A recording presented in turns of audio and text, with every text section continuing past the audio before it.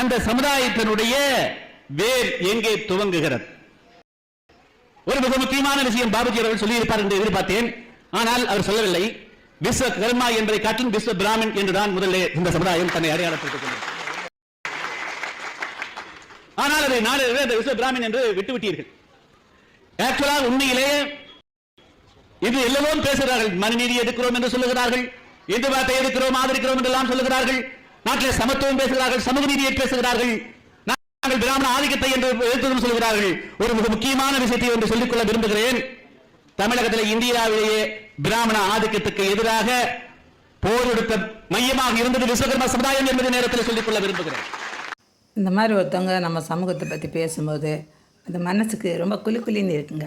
தர்மி என்று சொல்லப்படக்கூடிய அவன் ஒரு வைதிக பிராமணனாக தெரிகிறது.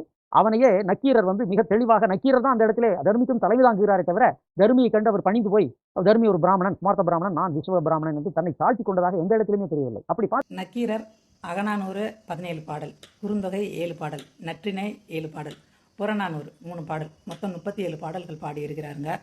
இதில் திருமுருகாற்றுப்படை அவர் எழுதினது தான். நெடுநல்வாடை அதுவும் அவர் எழுதினது தான்.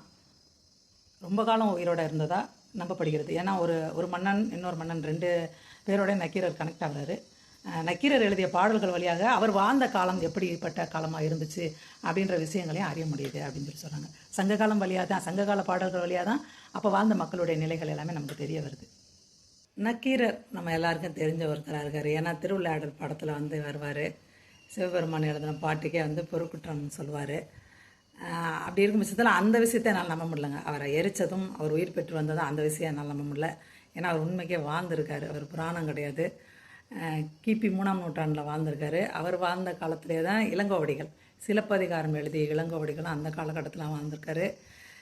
நக்கீரர் பிறந்த ஊர் திருமங்கலத்துக்குள்ள இருக்கிற பக்கத்தில் இருக்கிற திரளி அப்படின்ற ஒரு ஊர் நக்கீரர் பிறந்த ஊர். அங்கே இதே வச்சுருக்காங்க, நேம்போர்டு மாதிரியே வச்சுருக்காங்க அவர் பிறந்த ஊர் அப்படின்னு சொல்லிட்டு. யாராவது நான் இன்னும் சாதின்னு சொன்னால் உடனே ஜாதி பெருமடிக்கிறான் அப்படி சொல்கிறாங்க. ஆனால் எல்லா சாதிக்கு பின்னாடியே நிறைய வரலாறுகள் இருக்கும், நிறைய விஷயங்கள் இருக்கும். எல்லாமே ஒரு தனித்தனி இனக்குழு அப்படின்னு நம்ம நினைக்கணும். ஒரு இனக்குழு சாத்விகமாக இருக்குது, ஒரு இனக்குழு ராட்சசமாக இருக்குது. சாத்விகம், ராட்சசம், தாமசம் சொல்லி 3 குணங்கள் சொல்லுவாங்க. இந்த குணங்களுக்குள்ள அந்த இனங்கள் அடங்கி போயிடுது, அவ்வளோதான். நக்கீரருக்கு புதுக்கோட்டை மாவட்டம் கீரநத்தம்ன்ற இடத்துல ஒரு கோயிலுக்கு எதுக்காப்புல ஒரு சிலை இருக்குறாங்க. 7 அடிக்கு மேலே இருக்குன்றாங்க. அந்த சிலை என் கண்ணில் அம்படலை. அதாவது கூகுளில் தேடினேன், கிடைக்கல.